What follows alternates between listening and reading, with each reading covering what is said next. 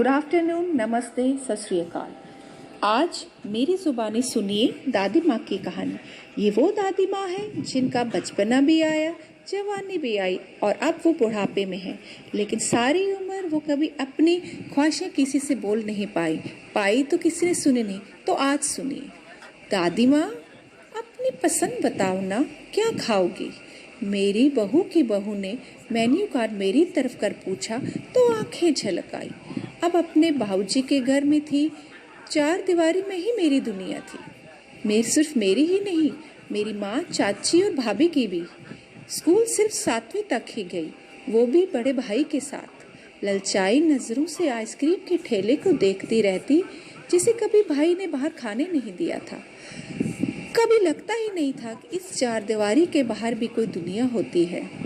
अब मैं ब्याह दी गई थी सिर्फ 15 ही सालों में, और अब एक नई चार दीवारी थी जहां अब घूंघट भी निकल आया था।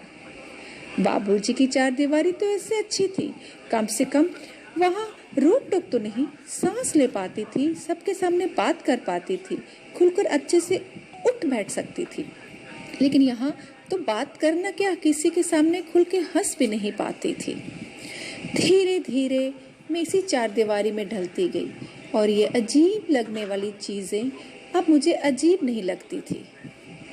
मैं इसी चार दीवारी में माँ बनी और फिर सास भी बनी।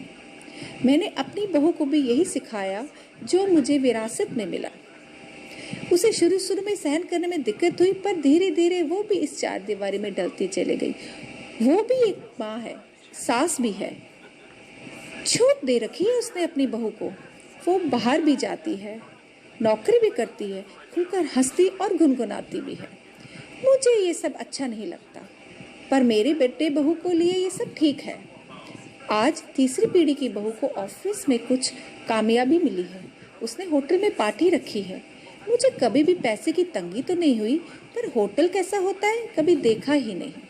सब तैयार हो रहे थे, छोटी बहू ने आकर एक साड़ी मेरे सामने रख दी। इसे पहन लो दादी माँ, आप भी हमारे साथ चल रही हैं। उसके इस प्यार भरे मनोहार ने मुझे चलने पर मजबूर कर दिया।